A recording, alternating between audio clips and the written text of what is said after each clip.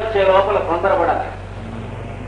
నేత్రం మూడుతో వాడికి ట్రీట్మెంట్ ఇవ్వాలి. ఆరోగ్యంగా ఉన్నప్పుడు జాగ్రత్తగా చేస్తే ఇంకా మళ్ళీ ఏమైంది, ఆ అండర్ కరెంట్ని ఎత్తేస్తే ఇంకా మళ్ళీ జన్మలో వాడికి 100 మాటలు దివాలా తెచ్చినా సరే, మొత్తం ఆస్తి అంతా పోయి ముష్టెత్తుకుంటూ పోయినా సరే, ఇక్కడ డిజర్ట్ అయ్యి బాంబేలోనూ కలకట్టాలోనూ చేరి ఒక 5-6 నెలల్లో మళ్ళీ అంతా సంపాదించుకున్నాను. చూసారా, జన్మలో మళ్ళీ వాడికి అనారోగ్యం అంటున్నాడు. కనుక వచ్చుతూ పోతున్న వ్యాధుల మీద ఆరోగ్యముగా పనిచేస్తున్న ఔషధములను అనగా homoeopathic remedies that cure diseases that come and go. అది కాక అంతర్గతములై మానవ శరీర తత్వమునందు గుణాదులలో ఉన్న వ్యాధులకు సారూప్యము గల ఔషధములు కొన్ని 2 రకాల ఔషధం గుర్తుంచుకోవాలి. వీటిని అక్యూట్ డిసీజెస్ అంటారు.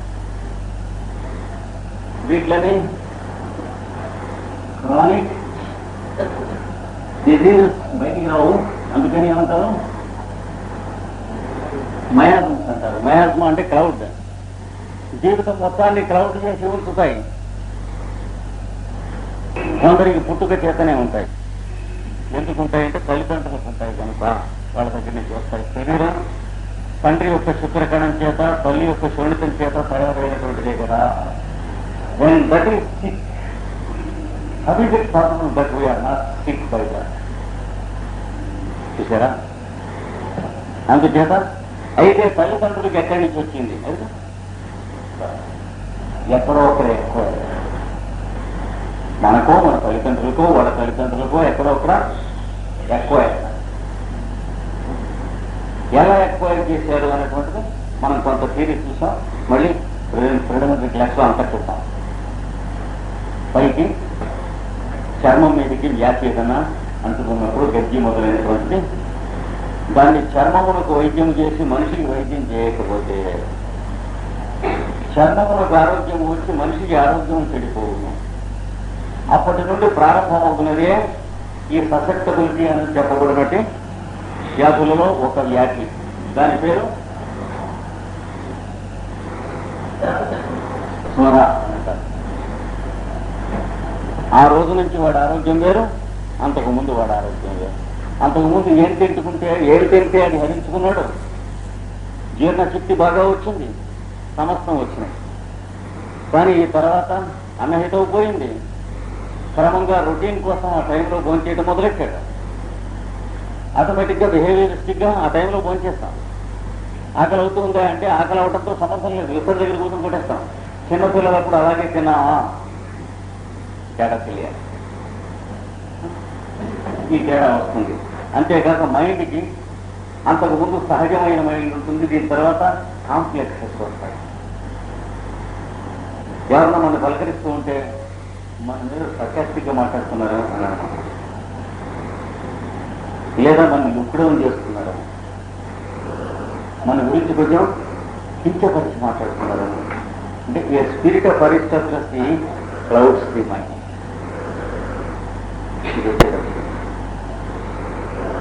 అంటే ఈక్వల్ టర్మ్స్ లో అదర్స్ తో మనం ఇంకా మళ్ళీ పుటం పెట్టినా ఉండలేము. ఆ దశ తగ్గేటువంటి లక్షణం మనకు వచ్చే తప్ప, మార్గం తెలిసే తప్ప. అంటే we take it for granted that we are definitely more intelligent than. ఇది వ్యాధి అంటారా అంటే మందు వేస్తే తగ్గేది వ్యాధ, ఇంకోట మందు వేస్తే వేరే కొద్ది కేసుల్లో తగ్గుతూ ఉన్నది కనుక వ్యాధి. అట్లాగే డ్రగ్స్ ఇనేసారు వ్యాధి అంటారా. అట్లాగే క్లెప్టోమేనియా, ఇంట్లో డబ్బులు ఎత్తుకుపోతారు పిల్లలు, అది వ్యాధిని ఎట్లా అంటారండి. మరి ఏం చేస్తారు, ఏమంటారు, వాటికి సైకలాజికల్ ట్రీట్మెంట్ ఇవ్వండి. వెనకటి రోజుల్లో ఫిజియలాజికల్ ట్రీట్మెంట్ అంటే వీపు వాయించేస్తుంది. ఇప్పటి రోజుల్లో అంతకంటే తర్వాత treatment, American type of psychological treatment. అంటే వాడికి కూర్చోబెట్టి దొంగతనం అనగా అది దాని సైకాలజీ ఎన్ని విధములు అవన్నీ నేర్చేసి దాని గురించి సినిమా అవన్నీ చూపించి ఇట్లా చూపిస్తే నానేస్తారు, విమరిస్తారు. కారణం వేరే ఇంకో తోట ఉంది కనుక he will be a more intelligent kleptomaniac. దాంతో ఫైల్నెస్ వస్తుంది. క్రైమ్ సినిమాలు చూపిస్తే మోర్ ఫైల్ క్రిమినల్ అవుతాడు. కానీ ఏం చేత కాదు biryani, because is affected by స్వర. ఇలాగే ఇంకొక కారణము, ఇల్లిసిట్ కాంటాక్ట్ వల్ల గనోరియా అనేటువంటి వ్యాధి యూరినరీ ట్రాక్ట్ వచ్చినప్పుడు దాని నుండి తప్పించుకునేందుకు చేసేటువంటి ప్రయత్నములలో చర్మమునకు వైద్యం చేసి శరీరమునకు మనిషికి వైద్యం జరగకపోతే చర్మమునకు ఆరోగ్యం బాగుపడి మనిషికి గనోరియా వచ్చును.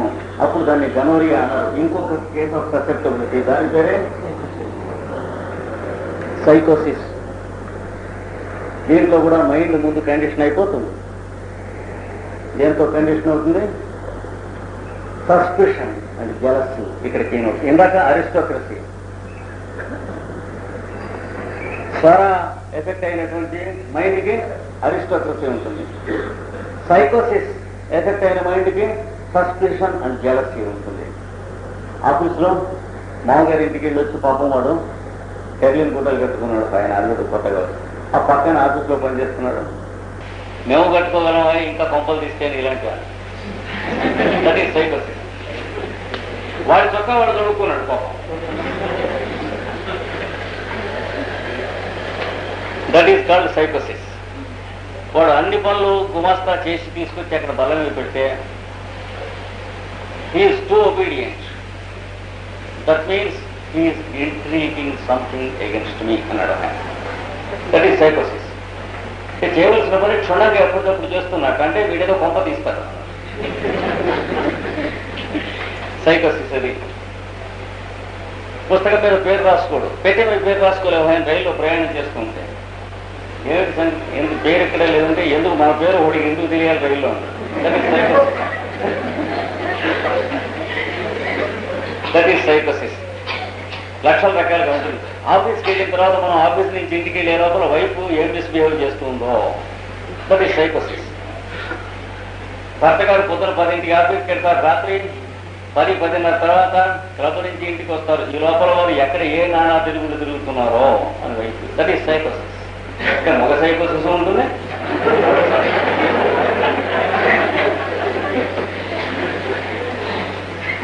ఇది రెండవది.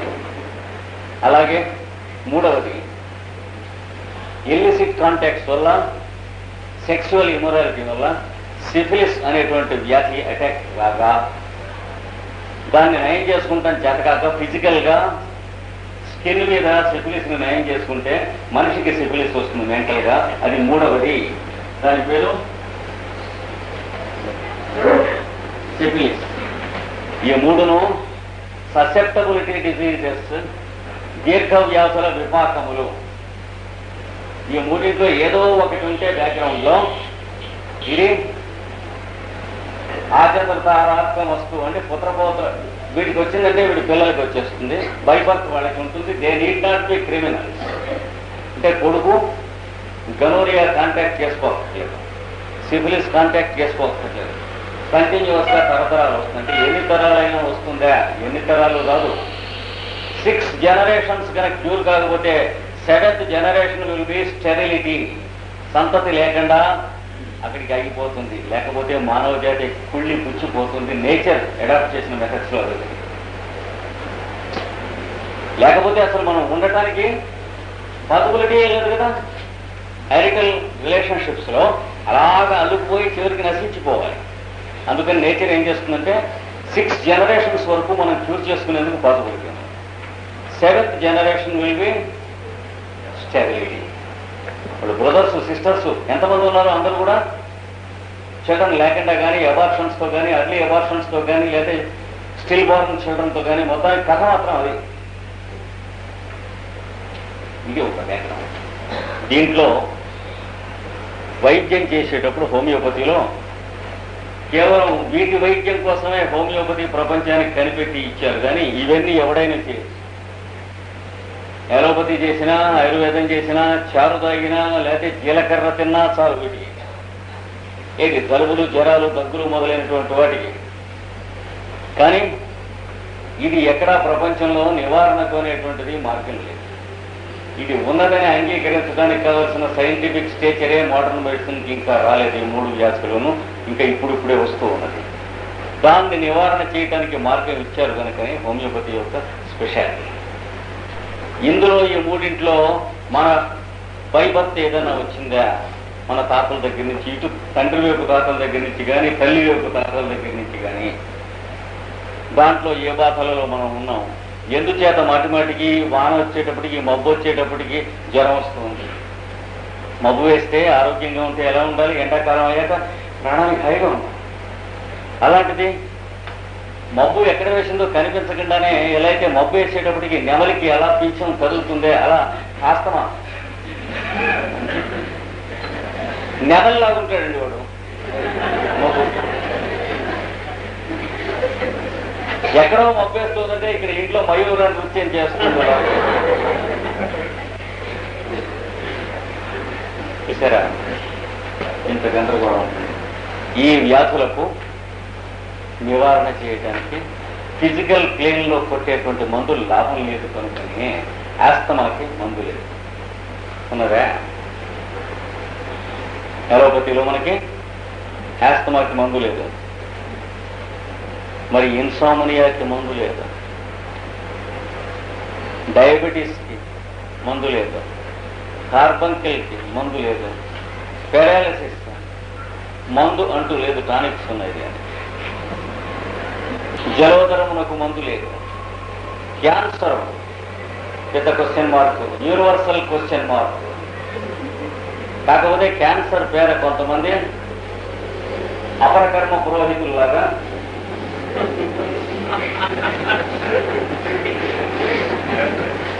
చనిపోయిన తర్వాత తీసుకెళ్లి ఆ ఫ్యూనరల్ రైట్స్ చేయడానికి ఇది ఇంత అవుతుంది, పెట్టే ఇంత అవుతుంది, కారు ఇంత అవుతుంది, లారీ ఇంత అవుతుంది, ఇట్లా చెప్పినట్టుగా దానికి రేడియం ఇంత అవుతుంది, ఎక్స్పోజర్ ఇంత, ఇట్లాంటివి అవన్నీ కూడా అపరకర్మ. అంతకండి రేడియం. క్యాన్సర్ తగ్గినది అనేటువంటిది ఈ ప్రపంచంలో ఇంత మటుకు పుట్టలేదు. దాని we need not be ashamed of it. Cancer స్థితి రాకుండా నివారణ చేయడానికి వీలున్నది అని మిగతా సిద్ధాంతాలన్నీ చెప్తాయి. అంటే ప్రీ క్యాన్సరస్ స్టేట్ అనేది 7 సంవత్సరములు ఉంటుంది. ఆ 7 సంవత్సరములు కనుక మనం నిద్రపోతే అప్పుడు ఫిజికల్ గా క్యాన్సరస్ కండిషన్ వస్తుంది. When it is incurable. చెప్పుకున్నాను దాని గురించి తర్వాత. కనుక వీటిల్లో ఈ మందులతో వైద్యం చేయటం, ఈ మందులతో వైద్యం చేయటం వేరువేరుగా మనకు చేత కావాలి. చేతనైనప్పుడు వీటితో వైద్యం చేస్తున్నప్పుడు సిమిలర్స్, లా ఆఫ్ సిమిలర్స్ అని వాడుతున్నప్పుడు సిమ్టమ్స్ ని ఉపయోగిస్తున్నాం. రోగి యొక్క సిమ్టమ్స్ అన్ని గ్యాదర్ చేసి మనం ట్రీట్మెంట్ ఇవ్వడానికి మొదలు పెడుతున్నాం. ఇందులో మొట్టమొదటిగా గుర్తుంచుకోవాల్సింది ఏమిటంటే, ఎవడైతే ఎందుచేత హోమియోపతిలో మంది ఇవ్వవలసిన వాడికి పరిచయం మీతో ఉండాలి కానీ మీ డబ్బుతో కాదు. And there is no exception to it. మందిస్తుంది మీకు కానీ మీ డబ్బుకు కాదు. అతను అర్థం చేసుకోవాల్సింది మిమ్మల్ని కానీ మీ ఒంటి మీద ఉన్న బాధల్ని కాదు, మీ ఒంటి భాగములను కాదు. Eye specialist, ear specialist, nose specialist, throat specialist, ఈ రకమైన ఏ భాగానికి ఆ భాగం వేరే కత్తిరించుకొని పోయి వైద్యం చేసి తెచ్చి ఇచ్చడము అనేటువంటి విధానం లేదు. వైద్యం మనిషికి తప్ప అదేమిటంటే నా పని నేను చేశాను, that is the business of the throat specialist అంటే. కనుక మొట్టమొదటి first fundamental, never prescribe A medicine random to anyone. Prescribe చేస్తున్నారు అని అంటే అది మహా అపచారం చేస్తున్నారు. అది గుర్తుంచుకోవాలి మొట్టమొదటిగా. కేస్ టేకింగ్ జాగ్రత్త. మన ప్రిలిమినరీ వాళ్ళకి చెబుతాం, అప్పుడు మళ్ళీ ఫైనల్ వాళ్ళు కూడా ఇదో తిన్నగా వినటువంటి వాడు మళ్ళీ విందురుగానే. కేస్ టేకింగ్ తీసుకుంటూ ఉన్నప్పుడు పేషెంట్ చెప్పినవన్నీ వాడు చెప్పిన లాంగ్వేజ్లో రాసుకోవాలి. మన లాంగ్వేజ్లోకి ట్రాన్స్లేట్ చేసి రాసుకోకూడదు. రాత్రి 2-3 తడవలు ఒంటేరికి లేస్తానండి అని వాడు చెబుతుంటే పోలియోరియా అని రాసుకోకూడదు. అలాగే కాళ్ళు లాగేస్తాయండి అన్నాడు, లొంబేగో అని రాసుకోకూడదు. ఈ తొడ ఇదంతా కూడా లాగేస్తుంది, అంటే సియాటికా అని రాసుకోకండి. ఎందుకంటే ఒకడు తొడ లాగేస్తుంది అంటాడు, ఒకడు తొడ నగిలేస్తుంది అంటాడు, ఒకడు తొడ పట్టేస్తుంది అంటాడు, ఒక తొడ మెల్చేస్తుంది అంటాడు. వాడు చెప్పిన లాంగ్వేజ్లో రాసుకుంటేనే మీకు కావాల్సిన డ్రగ్ వస్తుంది. పేషెంట్ యొక్క లాంగ్వేజ్ మీకు స్టాండర్డ్ కానీ మీకు నాకు వచ్చిన విధవ ఇంగ్లీష్ తెలుగు ఇది కావు. జాగ్రత్తగా ఉండాలి. అంటే వాడి లాంగ్వేజే మనకి secret gospel from God through the patient to your heart ఉంటేనే ట్రీట్మెంట్, టు యువర్ బ్రెయిన్ ఉంటే ఎందుకు పనికిరాదు మంది వరకు. ఇది మొదటి ప్రిన్సిపల్. అందుకని ఏం చేయాలి, వాడు చెప్పిన భాషలో రాసుకోవాలి. రాసిన ప్రతి సెంటెన్స్ను కొంచెం చోటు వదిలిపెట్టి తర్వాత సెంటెన్స్ రాసుకోవాలి. ఎందుకని మళ్ళీ వాడి దగ్గర విన్నటువంటివి మళ్ళీ మధ్య రెండో మాట రీక్యాపిక్యులేట్ చేస్తే ఆ మధ్యన ఇరికించుకుంటానికి పనికొస్తాయి. ఇది అయిన తర్వాత చిన్నప్పటి నుంచి నీ ఆరోగ్యం ఎలా ఉన్నది నాయన, ఎప్పుడైనా పెద్ద పెద్ద సుస్థీలు చేసినాయా, టైఫాయిడ్ మొదలైనటువంటి వచ్చినాయా, అమ్మవారు పడ్డదా, లేకపోతే యాక్సిడెంట్స్ జరిగినాయా, దెబ్బలు తగిలినాయా. ఎందుకని ఇన్ని రాసుకున్నాక కేసు ఒక్క పాయింట్ ఉంటుంది. ఏమిటి? Ailments started after he had a fall from a height. మేడమెట్ల మీద పరంజా కట్టి దాని మీద పెయింట్ చేస్తూ అక్కడి నుంచి పడ్డాడు. కొన్నాళ్ళు హాస్పిటల్లో ఉన్నాడు, తగ్గింది, యువతలకు వచ్చాడు. తర్వాత వచ్చిన తర్వాత ఇక్కడ పోటు మొదలెట్టింది. డాక్టర్ దగ్గరికి వెళ్ళి వీడు ఇక్కడ పోటు అంటాడు, వాడు ఇక్కడ మందేస్తాడు, కానీ ఆరోగ్యం దగ్గరికి వెళ్ళలే. ఎప్పటి నుంచి వచ్చింది అనే చోట తగలలేదు. అందుకని ఆయుర్వేద అయినా అంతే, అలోపతి అయినా అంతే, హోమియోపతి. ఎందుకంటే ఇద్దరు కలిసి ఇక్కడ నొక్కుతున్నారు, డాక్టర్ పేషెంట్ కలిసి. టైంలోకి వెనక వెళ్ళటంలా చివరికి ఆయుర్వేదం వేసి, అలోపతి వేసి, హోమియోపతి వేసి, చివరికి ఉమాపతి లక్ష్మీపతి గతి. కానీ ఈ ఒక్క ప్రిన్సిపల్ దొరికినప్పుడు మీకు 4-5 డ్రగ్స్ దొరుకుతాయి. Symptoms started, complaints started after he had a fall from a height అన్నప్పుడు 4-5 డ్రగ్స్ దొరుకుతాయి. ఆ 4-5 ఇందాక నుంచి వాడు చెప్పిన హిస్టరీకి సరిపోయిన డ్రగ్ ఉంటుంది. అది వేస్తేనే వాడికి తగ్గుతుంది, లేకపోతే తగ్గదు. ఇది రాసుకోకుండా అవన్నీ రాసుకుంటే మనం వాసన కొడుతూ ఉంటాం. నెప్పాన్ని అడిగిన బ్రయోనియా తగ్గలేదు, సోన కుటుంబాలు తగ్గకపోతే రూస్టాక్స్, నొక్కున్నప్పుడు బ్రయోనియాకి తగ్గకపోతే రూస్టాక్స్ తగ్గకపోతే రూటా, అన్ని తగ్గకపోతే ఆర్నిక. హార్ని తగ్గలేదే. ఏం జరిగింది? Missed the main thing. History తీసుకుంటంలో తేడా వచ్చు. కనుక ప్రిన్సిపుల్స్ తెలియాలి, ఎటు నుంచి ఎటెడుతున్నామో తెలియాలి. ఒక డోసు వేశాం పేషెంట్కి, వాడికి అన్ని లక్షణాలు హాయిగా అమ్మయ్య వారం రోజులు తగ్గినట్లున్నాయి. డాక్టర్ గారికి గుమ్మడికాయ కూడా పట్టుకొచ్చాడు, విలేజ్ నుంచి వస్తున్నాడు. రెండో వారం మళ్ళీ ఎక్కువైనాయి. పట్టుకొచ్చిన గుమ్మడికాయ పట్టుకోడుగా.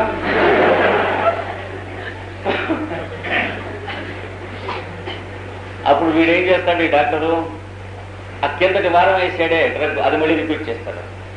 శుద్ధ తప్పు అంటే ఇంటూ మార్కు పెట్టినట్టు. కేసు కాంప్లికేట్ తలకిందులుగా గల్లంత అయిపోతుంది.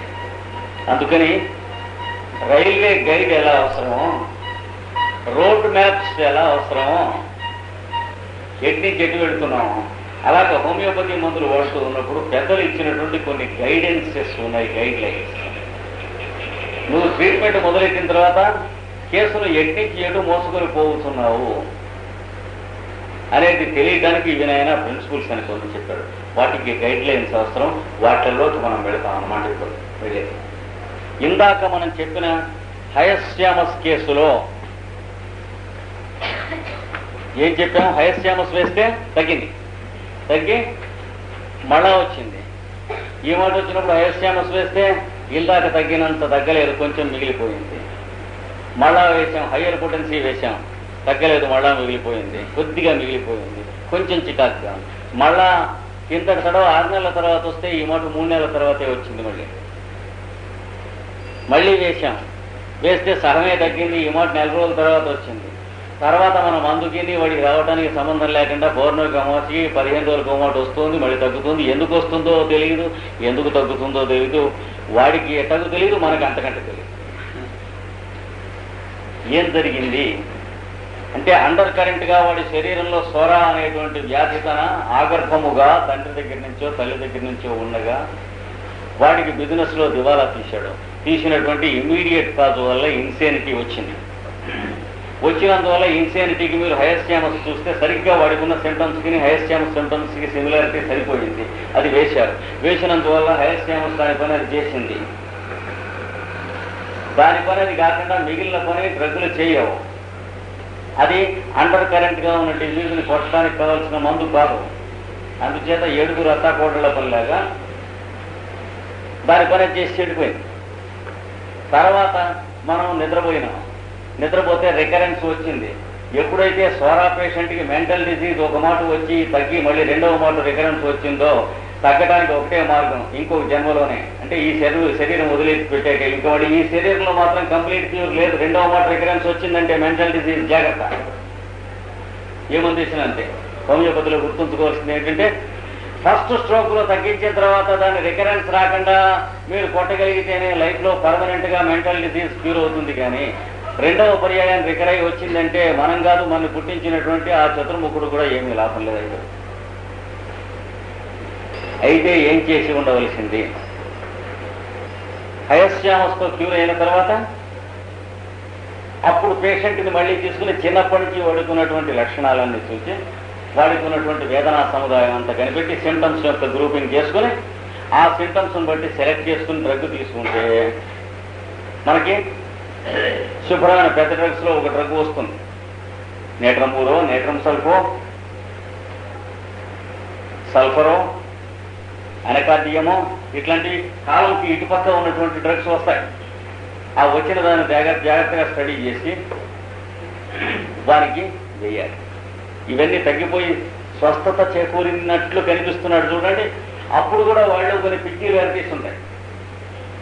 అంతకుముందు మ్యాగ్నిఫై అయినప్పుడు మెంటల్ డిజీజ్ అంటున్నాం, మ్యాగ్నిఫై కానప్పుడు పిక్యులారిటీస్ అంటాం. మనందరికీ కూడా తలొట్టి ఉంటాయి. కానీ అది ఒక డిగ్రీ ఆఫ్ మ్యాగ్నిఫికేషన్ దాటిన తర్వాత మెంటల్ డిజీజ్ అంటారు. ఆ లోపల ఏమంటారు?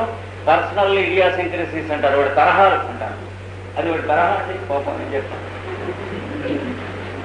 ఆ తరహాల రూపంలో ఉంటుంది వ్యాధి లోపల. ఈ తరహాలను చూసి ఈ కాలం ఇటుపక్క ఉన్నటువంటి వాటిని డ్రగ్స్ వేయాలి. ఏమంటారు ఆ డ్రగ్స్ ని?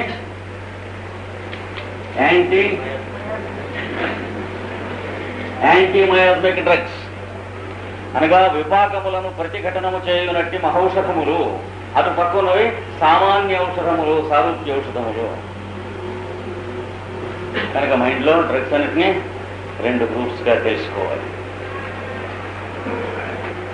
విపాకములతో సంబంధము లేక సామాన్య వైద్యము చేసి వేడునట్టి ఔషధముల గ్రూపు. అది కాక విపాకములను ప్రతిఘటించి అంటే ఆ అండర్ కరెంట్ అన్నందుండే ససెప్టబిలిటీ దానిని నివారణము చేయగలిగిన ఔషధములు ఉంటాయి. ఇందులో ఉన్న ప్రతి ఔషధానికి సిమిలర్ గా ఇందులో ఒక ఔషధం ఉంటుంది. పేషెంట్కి ఇందులో ఏది సిమిలర్ గా ఉందో అది నయం చేసేసాక ఇందులో వాడికి ఏది సిమిలర్ గా ఉందో దాంతో ట్రీట్మెంట్ అవసరం. మళ్ళీ రెండవ మాట రాకముందు రెండవ మాట మెంటల్ డిస్టర్బెన్స్ వచ్చిందంటే ఇంకా ఆ జన్మకు దండం పెట్టడానికి కానీ మీరు నేను చేయగలిగిన వస్తూ పోతూ ఉంటాయి. ఆ తర్వాత ఇంక పో. ఇది మొదటి పాయింట్ మనం ఇవాళ ఎస్టాబ్లిష్ చేసుకోవాల్సింది. అయితే ఒకటి అడగచ్చు, ఆ మొట్టమొదటి వేసేటప్పుడే హయస్యామస్ వేసే బదులు నేట్రమూర్ లాంటిది ఇందులో తీసి వేస్తే కేసు నేరమట్టం అయిపోతుంది. అందుకంటే ఇంకేం లేదు.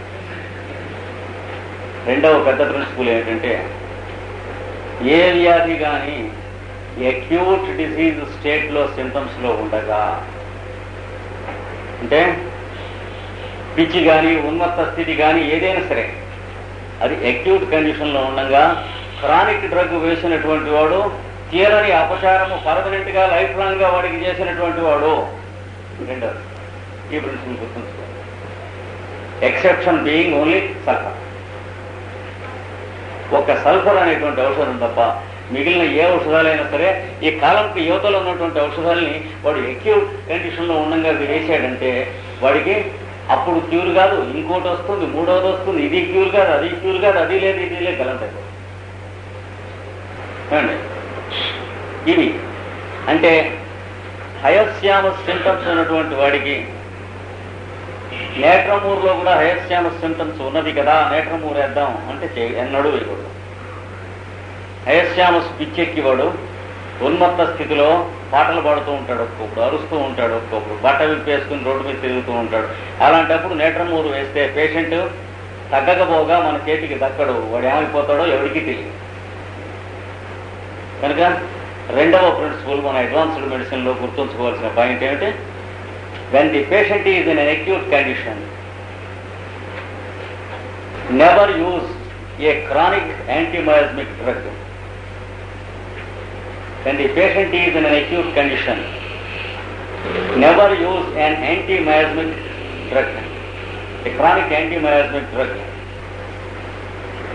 Even though the patient is congenitally miasmic, even though the patient is congenitally miasmic, రోగి ఉద్రిక్త స్థితిలో ఉండగా ఎన్నడూను దీర్ఘవ్యాధి విపాకములను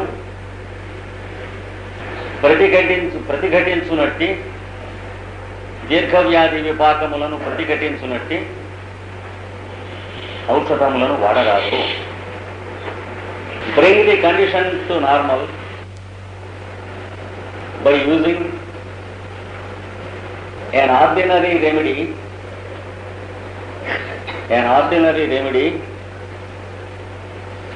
that is most similar to the patient. రోగితో సారూప్యము చెందిన సామాన్య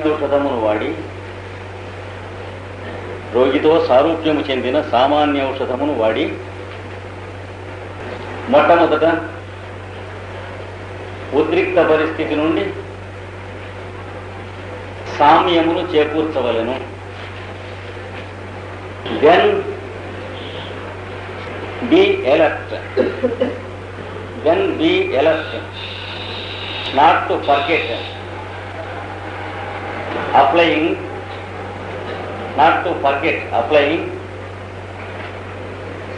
the corresponding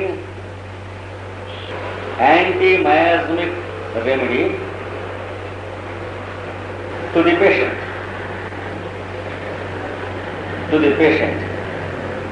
This brings him permanent cure. అటు పైన దీర్ఘవ్యాధిని ప్రతిఘటించు సారూప్యౌషధమును వాడి సంపూర్ణ నివారణమును కలిగింపవలెను. కనుక మొట్టమొదట మనం తెలుసుకోవాల్సింది ఏంటంటే మందులలో ఏ మందులు ఆర్డినరీ మెడిసిన్స్, ఏ మందులు యాంటీబయాటిక్ మెడిసిన్స్, ఇవి మైండ్లో రఫ్గా మనకి గుర్తుండాలి.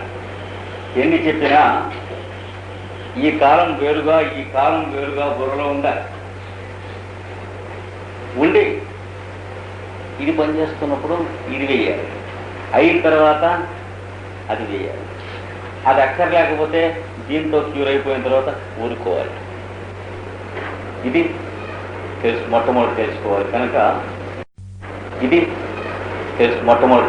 కనుక రేపు మనం ఏం చేస్తామంటే నాన్ మయాస్మిక్ మెడిసిన్స్ లో మోస్ట్ ఆఫెన్ యూజ్డ్ మెడిసిన్స్ అంటే పాలీక్రెస్ట్స్ అంటారు, వాటి యొక్క లిస్టు ఇస్తాను వేరే. అది కాక మయాస్మిక్ యాంటీమయాస్మిక్ డీఫాక్టింగ్ రెమెడీస్ లో పాలీక్రెస్ట్స్ అంటే most often used remedies list. ఈ రెండు లిస్టులు మనం ఓపికతో మీరు వేరువేరుగా నోట్ చేసుకోనక తప్పదు. నోట్ చేసుకుంటేనే పేషెంట్కి క్షేమము, క్రానిక్ డిసీజ్ ట్రీట్మెంట్లో పనికొస్తుంది. ఇది చేసిన తర్వాత మనం చేస్తున్న వైద్యం సరైన మార్గాన వెళుతుందా వెళ్ళటం లేదా అన్నదానికి కెంట్ గారు ఇచ్చినటువంటి కొన్ని సూచనలు ఉన్నాయి. హ్యానిమన్ ఇచ్చినవి అంటే at every step are we doing the right thing or wrong thing. పేషెంట్ని చూసినప్పుడు ఈ మందు వేసాం, ఇలా ఉన్నాడు, నెల తర్వాత ఇలా ఉన్నాడు, 2 నెలల తర్వాత ఇలా ఉన్నాడు అంటే ఎప్పటికప్పుడు మనం రాసుకుంటూ ఉండాలి లిఖితపూర్వకంగా. ప్రిస్క్రిప్షన్ దాని డేటు ఒక పక్క, పేషెంట్కి మనం మందిస్తున్నప్పుడు కుశల ప్రశ్న వేసిన తర్వాత మధ్య వచ్చినటువంటి రిపోర్ట్లు మళ్ళీ డేటు వేసి ఒక పక్క రన్ అవుతూ ఉంటే మందులు ఇస్తేనే నోట్లో మందు వేసుకోవాలి. అలా కాకుండా ఓర్లుగా రైలుకి పోతూను బజారుకి పోతూను నోట్లో మందు వేస్తానంటే తుప్పుకుని ఉమ్మేసినా కూడా అది పనిచేస్తుందంటే అది నోట్లో వేయకూడదు. ఎందుకంటే సీక్వెన్స్ ట్రీట్మెంట్ అవుతుంది కానీ ఒక డ్రగ్ రాత్తో కొట్టిన రాయి చేసినట్టు డ్రగ్ వేసిన ట్రీట్మెంట్ అవ్వదు. ఒక ఇన్సిడెంట్ సినిమా అవుతుందా? కొన్ని ఇన్సిడెంట్స్ బండిలు గట్టి అక్కడ పెట్టి సినిమా చూపిస్తే డాక్యుమెంటరీ అంటాం తప్ప సినిమా అంటాం. ఏది సీక్వెన్స్ ఏది? కనుక ట్రీట్మెంట్లో కూడా సీక్వెన్స్ అనేది ట్రీట్మెంట్ అవుతుంది కానీ డ్రగ్స్ కొట్టి గమ్మత్తులు చూపిస్తే ట్రీట్మెంట్ కాదు. ఎందుకంటే పేషెంట్ కూడా భార్య పిల్లలు వాళ్ళు ఉన్నారని మర్చిపోకూడదు. మన ఒక్కళ్ళకే ఉన్నారని అనుకోకూడదు. వాళ్ళకి మనకు ఉన్న ఎన్కంబరెన్సెస్ ఉంటాయి. వాళ్ళ పిల్లలు చదువుకోవాలి, వాళ్ళ పిల్లలకి పెళ్ళిళ్ళు కావాలి. ఇన్ని గుర్తుంటేనే డాక్టరు, లేకపోతే ప్రాక్టీషనరే చెప్తుంది. కనుక రేపు మనం చెప్పుకునేటువంటి దాంట్లో మనం వైద్యం చేస్తూ తూర్పుకి వెళుతున్నాం పడవలకు వెళుతున్నాం తెలుసుకునేందుకు అట్ ఎవరీ స్టెప్ పేషెంట్ని మనం ప్రశ్నించడం మొదలైనటువంటి వాటిలో మనం తెలుసుకుంటూ మనం రైటా రాంగా అనేటువంటి ప్రిన్సిపల్స్ డీపర్గా హ్యానిమన్ కెంటు మొదలైనటువంటి ద్రష్టలు మహనీయులు ఇచ్చారు. వాటిలో కొంచెం డీప్గా రేపటి నుంచి పెడతాం. ఈరోజు సెలవు. Never permits us to cure him once again. అది జరగవచ్చు. ఆ పొరపాటు జరగకుండా అక్యూట్ కండిషన్ ఉన్నంతసేపును అతను క్రానిక్ మయాస్మిక్ డిసీజ్ ఉన్నప్పటికీ కూడా యాంటీ మయాస్మిక్ ట్రీట్మెంట్ చేయరాదు అని చెప్పాం. అది హ్యానిమన్ గట్టిగా ఆర్గనాల్లో మనకి ఇచ్చినటువంటి థియరీ. తర్వాత కెంట్ తన philosophy lectures on homeo philosophy అనేటువంటి పుస్తకంలో మనకు 12 సూత్రములు ఇచ్చాడు. అంటే మందేస్తూ రోగిని ఎడ్ని చెడు తీసుకుపోతున్నావో నీకు గమనించుకునేందుకు అని చెప్పాడు.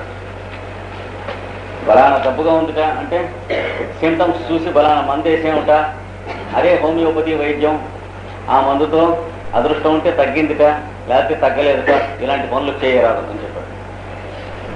అందుకని మనకి sign posts and check posts ఇచ్చారు.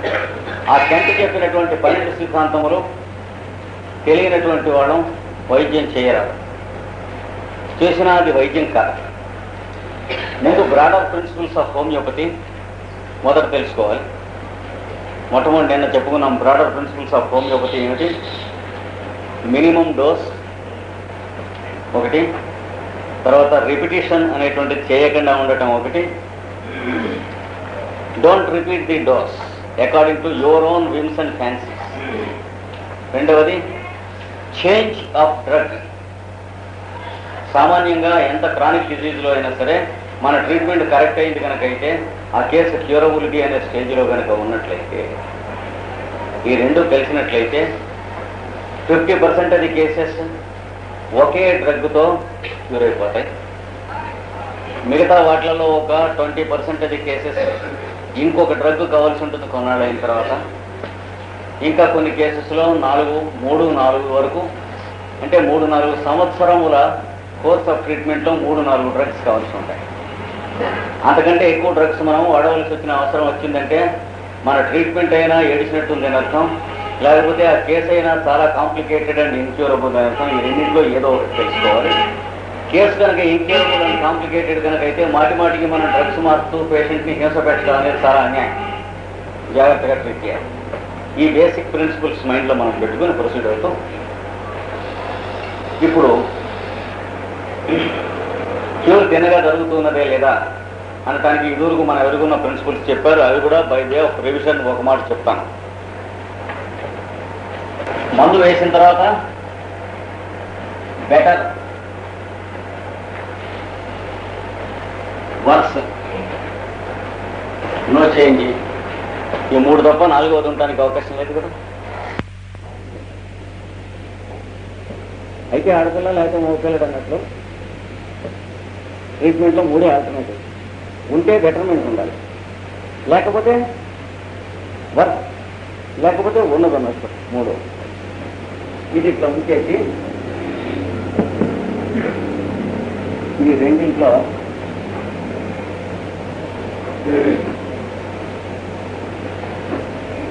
Symptoms better.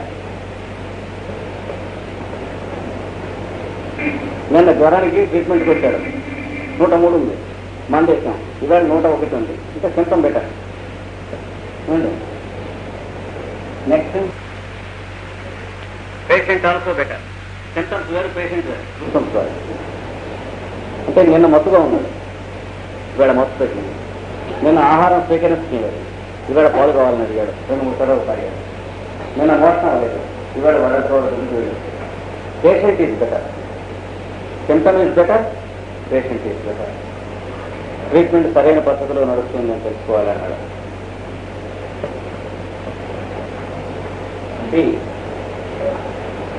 Symptoms better. 103 కాస్త 101 వచ్చింది. పేషెంట్ వరకు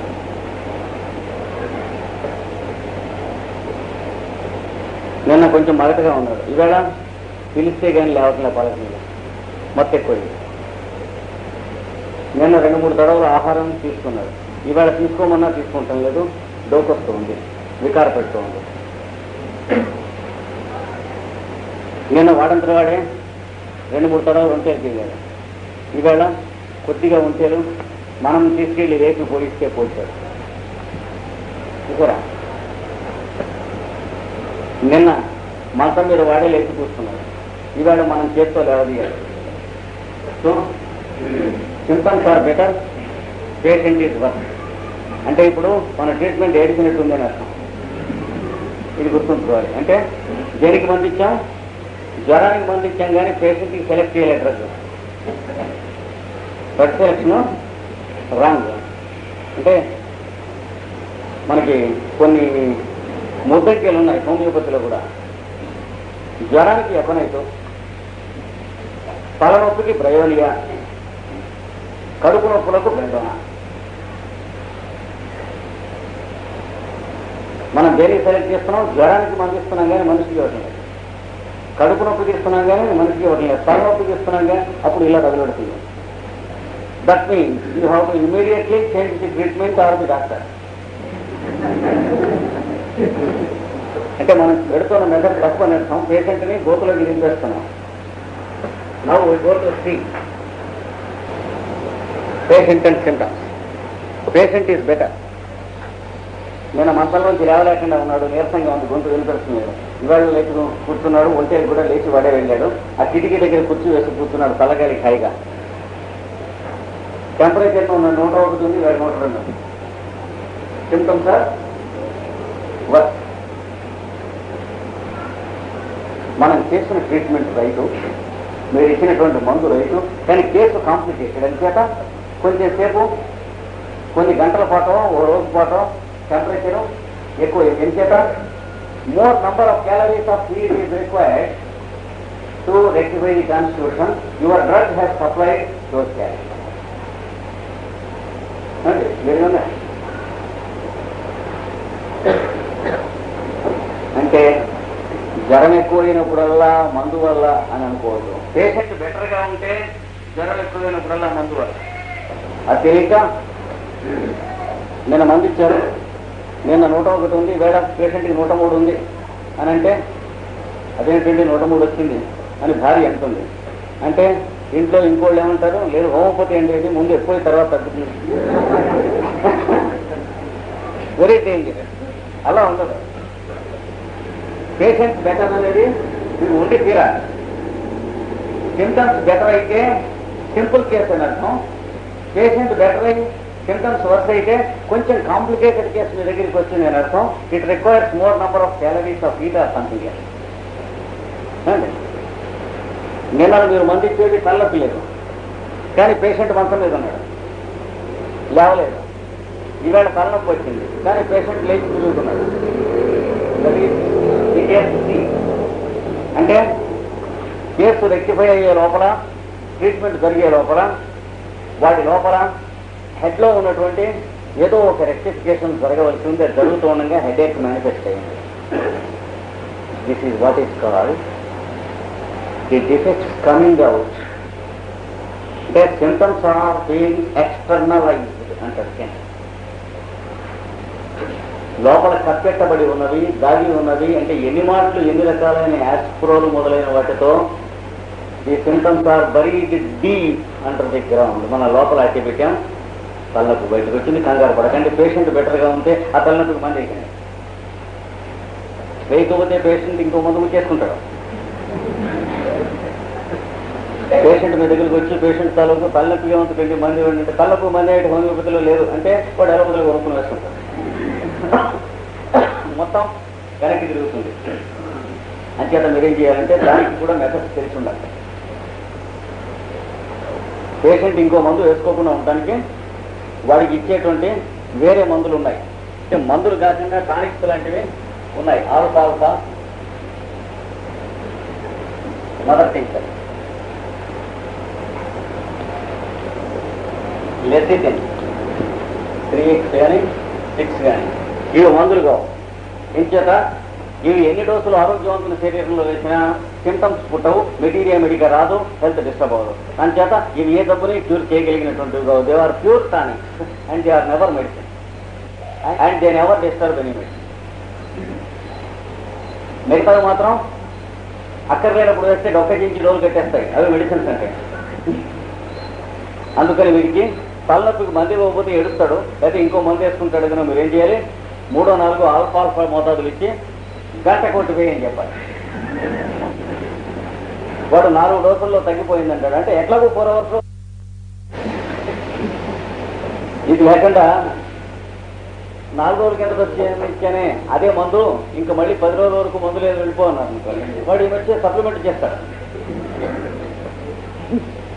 ఈ సంగతి తెలుసుకోవాలి. కనుక సి ఇంకా డి ఉన్నది,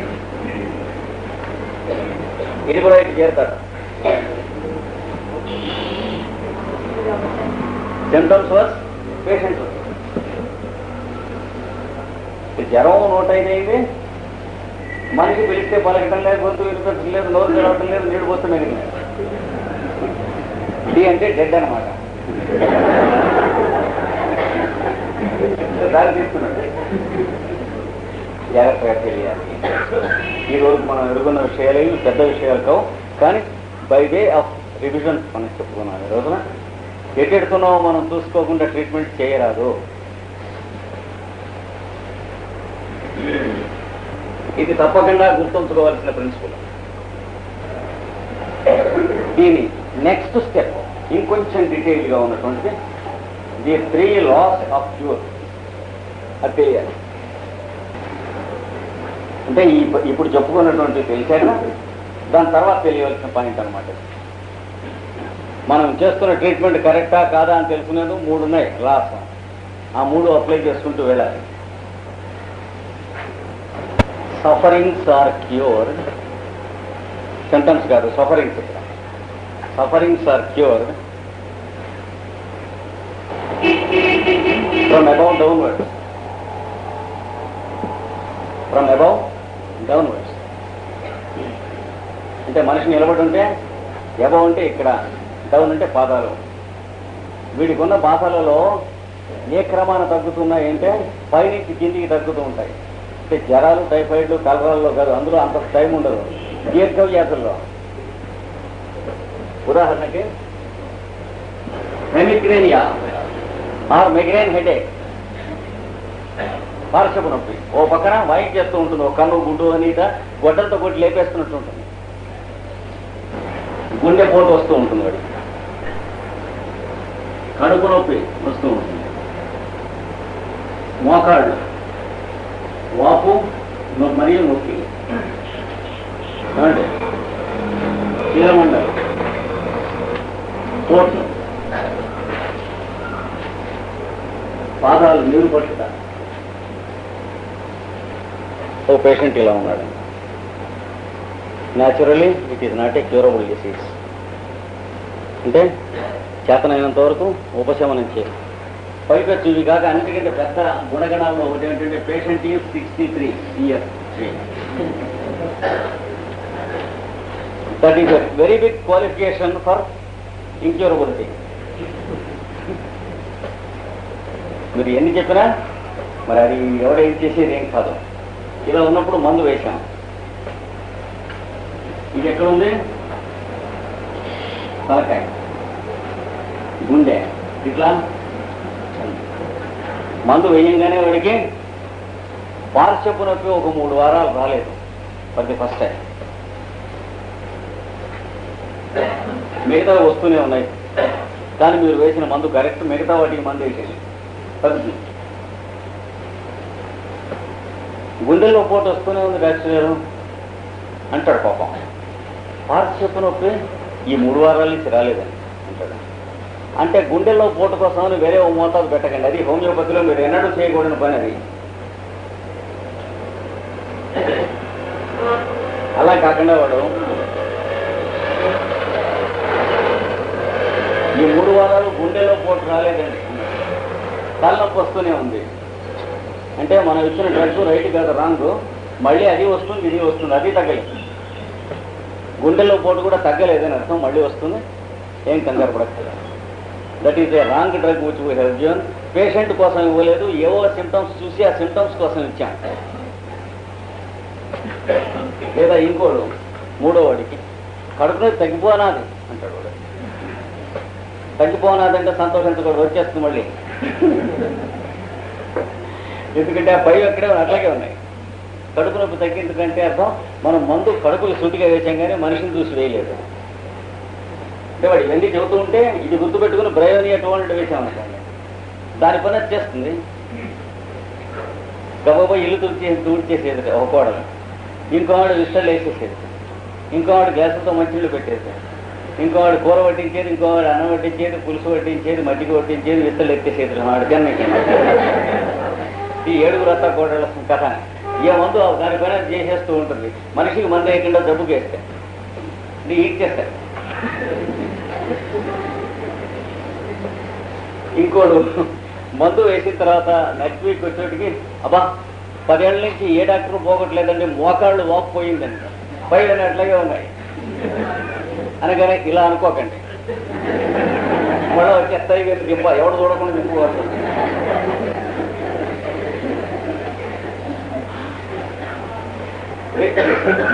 ఇది తగ్గాలి ముందు మోకాళ్ళు. లేదా ఇంకోటికి ఆ మందు ఇవ్వగానే ఆ పాదాలు వాపులు ఆగేసిందండి, చెట్టు కొమ్ములు అయినాయి. అవా వారం రోజుల్లో సర్టిఫికేట్ కోసం వస్తారు. డెత్ సర్టిఫికేట్ అంటారు చూడండి, అక్కడ ఇవ్వాలి. ఏం చేత ఈ నీరు ఎక్కడికి వెళ్ళింది? సూటిగా క్యాపిటల్ సిటీకి రవాణా చేయబడింది. గుండెకి పాదాల్లో మరో 10 వేలు ఉన్నా నష్టం లేదు. ఇక్కడ ఎక్కకూడదు. మీరు మందిస్తే ఇది తగ్గి ఇది కొంచెం ఎక్కువైంది అనుకోండి, be sure that you are going in the right direction. కనుక ఇది మొదటి principle, first law of cure. రెండవది ఫ్రమ్ సెంటర్ టు సర్కంఫరెన్స్. ఇదో పద్ధతి. అంటే బాధలు కేంద్రం నుండి పరిధికి నివారణ కావాలి. మొదటిదైనా ఉండాలి, రెండోదైనా ఉండాలి. రెండోది మోర్ ఇంపార్టెంట్. అంటే ఏమిటి జాగ్రత్తగా గుర్తుంచుకోవాలి. ఇప్పుడు ఎక్స్ప్లెయిన్ చేస్తాను కొంచెం. భౌతిక శరీరం సప్తధాతువులు, మన గోళ్ళు, చర్మం, ఎముకలు మొదలైనటువంటి పదార్థం. దాని లోపల వైటల్ ప్రాణమయ శరీరం, దీన్ని కదిలించడానికి సహాయం చేస్తున్నటువంటి ప్రాణశక్తి. దాని లోపల సెన్సెస్, ఈ ఇంద్రియ ప్రవృత్తులు. ఏమిటి ఇంద్రియ ప్రవృత్తులు? Sight, smell, taste, touch, hearing. శబ్దస్పర్శ రూపరస గంధం. చూచునట్టి శక్తి, వినునట్టి శక్తి, వాసన చూచునట్టి శక్తి, రుచి చూచునట్టి శక్తి, స్పర్శ తెలియనటువంటి శక్తి. ఇవి సెన్సెస్.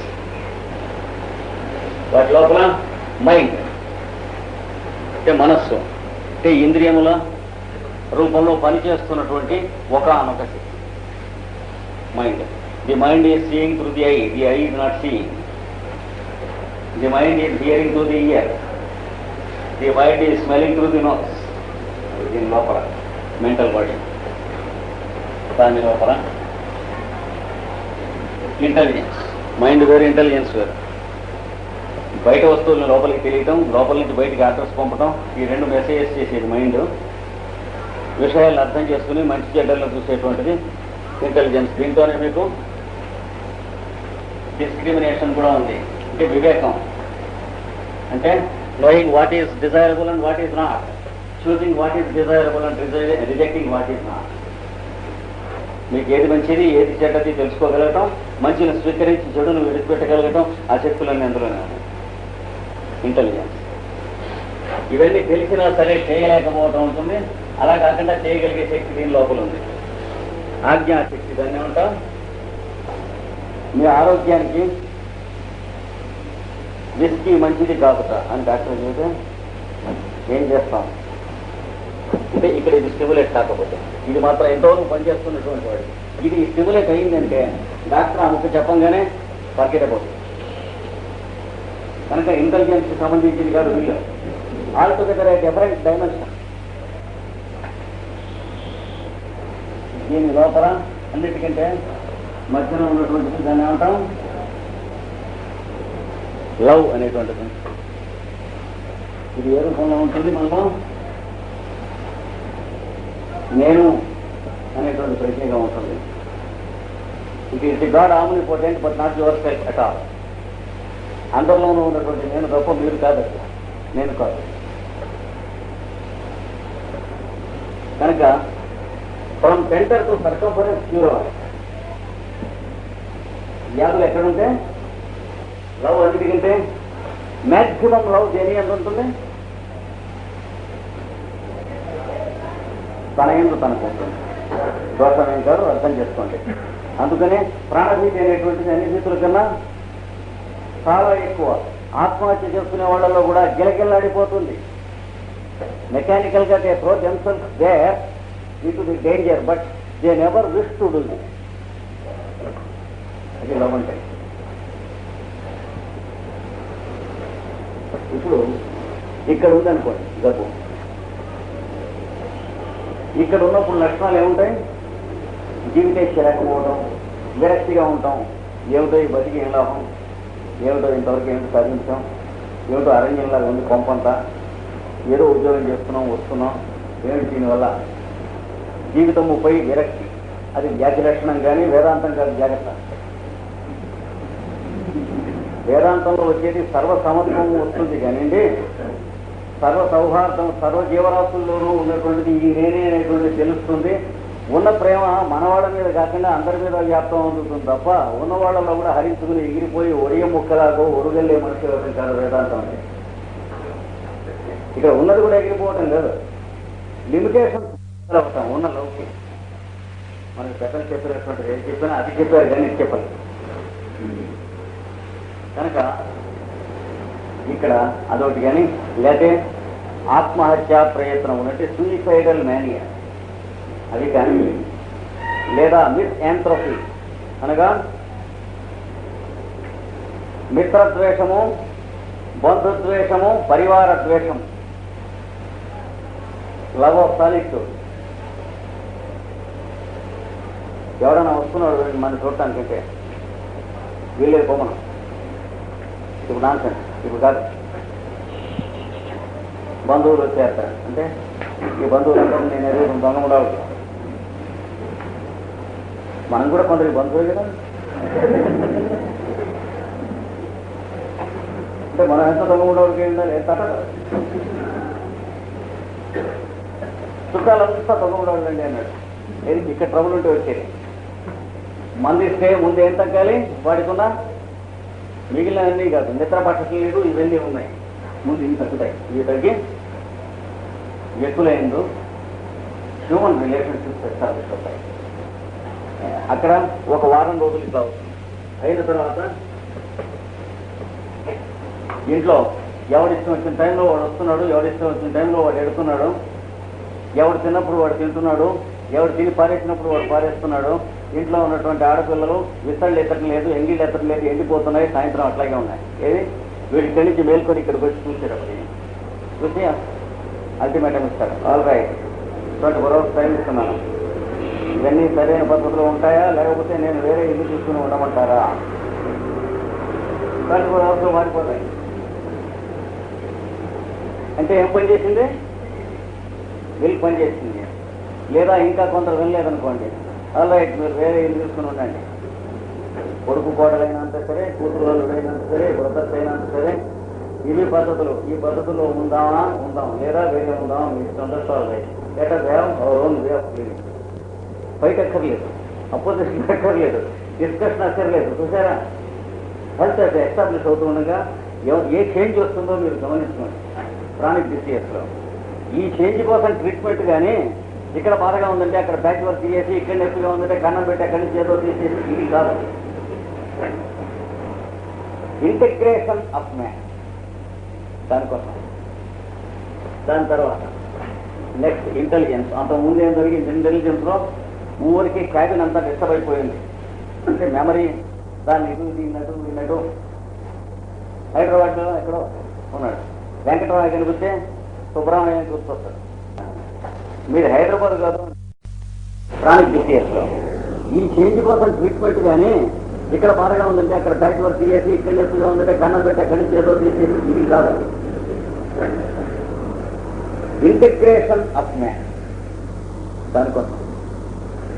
దాని తర్వాత నెక్స్ట్ ఇంటెలిజెన్స్. అంతకుముందు ఏం జరిగింది? ఇంటెలిజెన్స్లో ఊరికి క్యాబిన్ అంతా డిస్టర్బ్ అయిపోయింది. అంటే మెమరీ దాన్ని విన్నట్టు హైదరాబాద్లో ఎక్కడో ఉన్నాడు, వెంకటరావు కనిపిస్తే సుబ్రహ్మణ్యం గుర్తొస్తాడు. మీరు హైదరాబాద్ కాదు అంటారు, శ్రీకాకుళం ఆయన కూర్చొని సర్కారీ మార్చేస్తూ ఉంటాడు. అంటే జ్ఞాపక శక్తి లేకపోతుంది కానీ మిస్అప్లై అవుతుంది, రెస్ట్లెస్నెస్ ఉంటుంది. ఉద్యోగం చేస్తుంటే ఉద్యోగంలో అప్లై అవుతుంది, స్టూడెంట్గా ఉంటే స్టూడెంట్స్ ఎట్లా ఏ ఫీల్డ్లో ఉంటే ఆ ఫీల్డ్ అప్లై అవుతుంది. వీళ్ళు ఇంగ్లీష్ చదువుకుంటూ ఉంటే పరీక్ష రోజుల్లో కెమిస్ట్రీ చదవలేదు గుర్తొస్తుంది, ఈ పాట నడవ. కెమిస్ట్రీ తీస్తే ఫిజిక్స్ చదవలేదని వస్తుంది, గుర్తొస్తుంది, ఈ పాట నడవ. ఏనాటో ప్రిపేర్ అవుదాం అనుకుంటే ఫిజియాలజీ చదవలేదని గుర్తొస్తుంది, చివరికి ఏది చదవడం. అంటే ఎక్కడుంది జబ్బు? ఆటంకి పడి వెనక్కి వస్తుంది. మెడిసిన్ ట్రీట్మెంట్ కరెక్ట్ అయితే కూర్చున్న 2-3 గంటల పాటు ఒక సబ్జెక్ట్ వర్క్ చేసుకోగలిగాను. ఫస్ట్ టైం ఆఫ్టర్ 2 years ఒక పుస్తకం ఇట్టించేట్టు కంప్లీట్ గా స్టడీ చేసి నోట్స్ చేయగలిగాను, లేదా రైల్లో పెడుతూ ఒక పుస్తకం ఇట్టించేట్టు చదవగలిగాను. రైట్ మెథడ్ లో ఎస్టాబ్లిష్ అవుతుంది. ఇందులో ఎస్టాబ్లిష్ అయిన తర్వాత మైండ్ అంటే వెతుకుతూ ఉంటారు. దేనికోసం వెతుకుతున్నాం అంటే గడియారం కోసం ఉంటారు. గడియారం తీసి దాని కింద వస్తువులు చూస్తుంటాడు. గడియారం కోసం డ్రాయర్ అవుతున్నాడు, దిగుతున్నాడు, వేస్తున్నాడు, అవి చూస్తున్నాడు, ఇది చూస్తున్నాడు, గందరగోళ పడుతున్నాడు. తాత దేనికోసం అని అడిగింది మనవరాలు. కళ్ళజోడమ్మా అన్నాడు.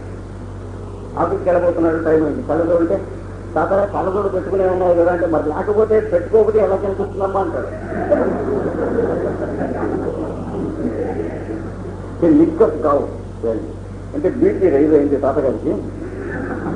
అంచేత బాబు జోడు కట్టికే పెట్టుకున్నావు కదా అంటుంది మనవరాలు. అంటే వీడేమంటాడు, లేకపోతే ఎలా కనిపిస్తుంది అంచేత జోడు పెట్టుకుని వెతుకుతున్నాను. ఏం వెతుకుతున్నావు అంటే కళ్ళజోడు అంటాడు.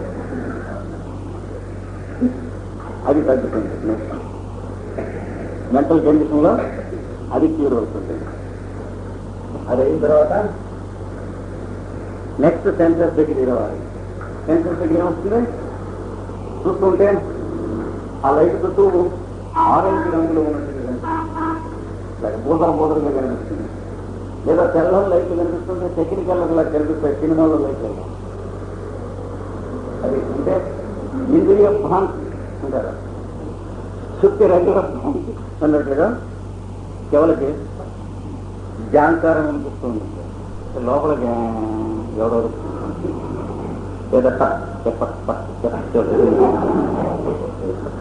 లేదా ఉంటుండి పని చేసుకుంటుండే టేక్ కేర్ అని కూడా ఉన్నట్టుంది. పుస్తకం చదువుతూ ఉంటే అక్షరాలు ఇలా కేవలం నడుస్తున్నట్టు, లేదా అక్షరం మీరు రక్షించినట్టు, లేదా ఒక్కో తలకాయ రెండే ఫ్లాట్ కనిపిస్తుంది, ఇలా ఒకటి కనిపిస్తుంది అని ఒక పేపర్లో వేసుకోవచ్చు. 250 మంది స్టూడెంట్స్ ఉన్నారంటే 500 మంది ఉన్నట్లు, అంటే ఒక్కో 200 ఉంటారు కదా. ఇవన్నీ ఇంద్రియ భ్రాంతులు అంటారు, దీంట్లో ఉన్నాయి. అలాగే స్మెల్స్ ఏదో పొడవేస్తుంది, ఏం లేదు వీడికి వేస్తుంది, చుట్టుపక్కల ఎవరికి వేయదు. లేదా ఒక్కప్పుడు ఈ పక్కన గులాబీ పూలు ఉంటుంది, సంపేన పూలు, ఏదో సెంతవాసన వేస్తాం. ఇవన్నీ ఇంద్రియ భ్రాంతులు. ఈ సెన్సెస్ లో గౌరవం ఉన్నప్పుడు ఇలాంటి మాయవర్గాలు నడుస్తాయి. లేదా ఊరికే ఉంటుకునేది చండాలు కాంపోజింగ్ థింకింగ్.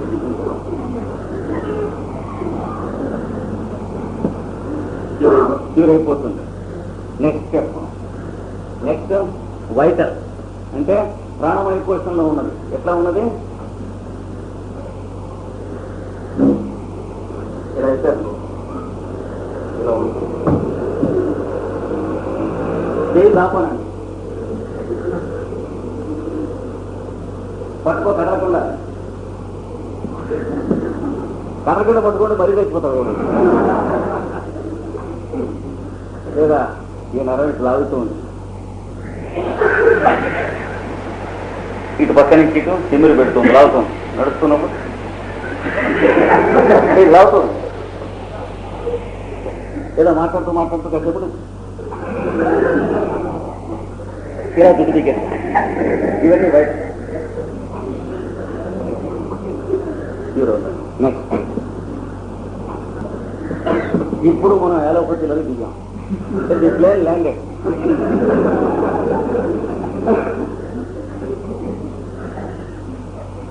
ఏంటిది? కడుపులో కణుకులు, చారులో పురుగులు, ముక్కులో పాలిపోతా అంటే పాకలు, పళ్ళు పాడైపోయినాయి, గోళ్ళు పాడైపోయినాయి, కురుపులు వచ్చినాయి, గడ్డలు వచ్చినాయి, కాయలు కాసినాయి, అరికాళ్ళు ఆనకాయలు వచ్చినాయి, ఇక్కడ నిమ్మకాయలు లాగా వచ్చినాయి. ఇవన్నీ సింటమ్స్. ఇవన్నీ అంటే ఈ వరసలో రావాలని ఆయన క్యూర్ అన్నాడు. అంటే ఇన్ని లెవెల్స్ లో రోగం ఉండాలని అక్కర్లే, 2-3 లెవెల్స్ లో ఉండొచ్చు. ఉన్న లెవెల్స్ లో ఎత్తించిన క్యూర్ అవ్వాలంటే అత్యంత క్యూర్ అవ్వాలి. కానీ మందు వేయంగానే శుభ్రంగా గురుపులు మాడిపోయినాయిట అంటే మొంప తీసేసేవాలని అర్థం. వాటిని విత్ ఇన్ 6 months ఈ fellow is going to get heart disease are asthma as sure as any. ఒంటి మీద గురుపులు ఉంటే ఇది రెండవ ప్రిన్సిపుల్. దీనికి ఉదాహరణ ఒకటి ఇస్తాను చూడండి. అది అలాగే తనకపోతే చెవులు ఎక్కువ తీసుకుంటారు ఎనీ హోమియోపతి. పురుగులు దొరద రచ్చి పురుగులు ఇట్లా ఉన్నాయి, బూడిద రంగులో ఉంటాయి. తర్వాత వీటికి పొడ రూపులు పీకుతున్నాయి. తర్వాత ఆకలి తచ్చను, రుచి తెలియదు, మనిషికి రుచి తెలియదు. తర్వాత చెమటలు కళ్ళ నుంచి కూడా పోస్తూ ఉంటాయి, కదిలితే నీరసం. ఈ సింటమ్స్ అన్నీ ఏ డ్రగ్గుకుంటాయి? మెర్సాల్. అత్యంతో కనిపెట్టాడు, డ్రగ్ పట్టేశాడు, కొలంబస్ అన్నట్టు వేసాం వీడికి మెర్సాల్. వేసేటప్పటికి మనుషులు నున్నగా తయారు, ఇవన్నీ పోయినాయి, చర్మం మీద పోయినాయి. పోయి తర్వాత ఏమొచ్చింది? బరువు. డాక్టర్ ఇక్కడ బరువుగా ఉందండి. మీరు వేసిన మెరుకుడు ఎక్కడ దూరింది? ఈ బయట ఉన్నటువంటి ఈ బూడిద గుమ్మడికాయలాగా ఉన్నటువంటి చర్మ వ్యాధి అంతా అక్కడికి వెళ్ళింది. అంటే ఇక్కడికి వెళ్ళకుండా రక్షించడం కోసం ప్రాణశక్తి చర్మ వ్యాధిగా అట్టెపెట్టింది ఈనాడు. మనంత పిచ్చుకుండా కొడుకు కాదు ప్రాణశక్తి. ఆ మాత్రం ఆయింట్మెంట్ చూస్తే తగ్గిపోతుంది కదా చర్మ వ్యాధికి, లోపల వైటల్ ఫోర్స్కి తెలియదు కాదు. తగ్గి ఎక్కడికి పోతుంది? లోపలికి ఎడుతుంది. క్యూర్ కాకపోతే ఏమవుతుంది? లోపలికి ఎడుతుంది. కానీ వీడికి మెడిసిన్ వేసేటప్పుడు ఏమైంది? లేస్తే 2 మెట్లు ఎక్కితే ఇక్కడ ఇక్కడనే. అలాంటప్పుడు మనకి సంజీవని అని ఒకటి ఉంది ఎలోపతిలో. ఏమిటి? కార్పెట్ రే అంటారు. నాలుక మీద పెట్టుకో, ఇక్కడ నొప్పి తగ్గిపో తప్పండి. జేబులో కార్పెట్ రేటు ప్యాకెట్ పెట్టుకుని, అంటే ఆంజనేయ స్వామి బిళ్ళ కట్టుకున్నట్టు సంజీవని అలా నడుస్తూ ఉంటాను. నాలుక మీద పెట్టుకునేటట్టు కొన్నాడు బండి నడుస్తుంది. కానీ ఏమవుతుంది? ఎక్కడికి వెళ్తుంది?